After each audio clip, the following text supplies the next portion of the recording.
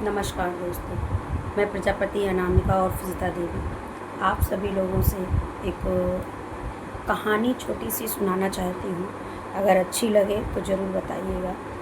कहानी कुछ इस प्रकार है कि दो पड़ोसी पास पास रहते थे और दोनों ही अलग अलग व्यक्तित्व के थे। एक पड़ोसी अपने पड़ोसी को परेशान करने के लिए, चूँकि वो नया पड़ोसी था और काफ़ी दिनों बाद मतलब कि बहुत दूर से एक अननोन जगह से रहने के लिए आया था।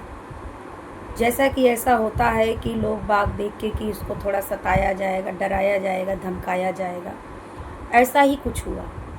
और परिस्थिति यहाँ पर आ गई कि जो पुराने पड़ोसी थी, उन्होंने अपने नए पड़ोसी को परेशान करने के लिए एक तरकीब निकाली। और तरकीब कुछ ऐसी थी कि वो अपने घर का सारा कचरा, जितना भी घर से धूल मिट्टी कचरा जो भी निकलता था, गंदगी, वो एक बाल्टी में भर के लेके जाते और अपने नए पड़ोसी के आंगन में जाकर फेंक आते। और इस उम्मीद में रहते कि ये पड़ोसी आएगा और हमारे साथ में अब्यूज़ करेगा, हमें कुछ बोलेगा, जिससे हमें लड़ने का मौका मिलेगा। और इस भरकस प्रयास में वो लगे रहते थे प्रतिदिन। लेकिन जो नया पड़ोसी था, बहुत ही समझदार, बहुत ही सुलझा हुआ व्यक्ति था। वो प्रतिदिन उस गंदगी को साफ़ करता और जो भी कचड़े की गाड़ी आती उसमें उस कचड़े को उसमें डाल देता। लेकिन बार बार जबकि नए पड़ोसी इस बात को नज़रअंदाज कर रहे थे, गर्मियों के समय में उनके यहाँ से, नए पड़ोसी के यहाँ से आम के बागों का बहुत सारे आम आए, पेटियाँ आईं और उन्होंने सभी पड़ोसियों को बांटना स्टार्ट किया।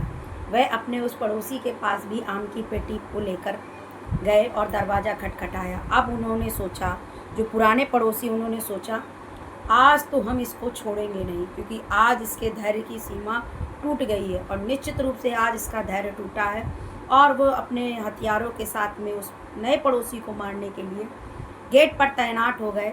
जैसे ही पुराने पड़ोसी ने गेट खोला तो सामने नए पड़ोसी को आम की टोकरी पकड़े हुए पाया और वह देखकर बहुत ही ग्लानि से भर गए।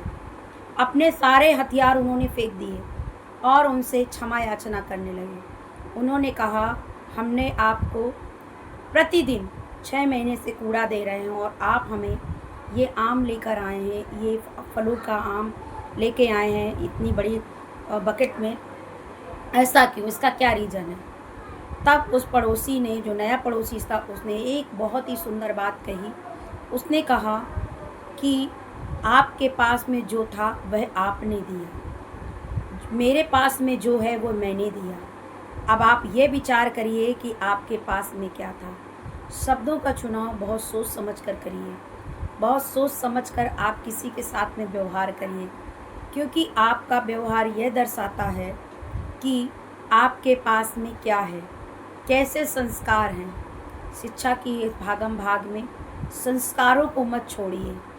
राधे राधे। कहानी कैसी लगी ज़रूर बताइएगा। धन्यवाद।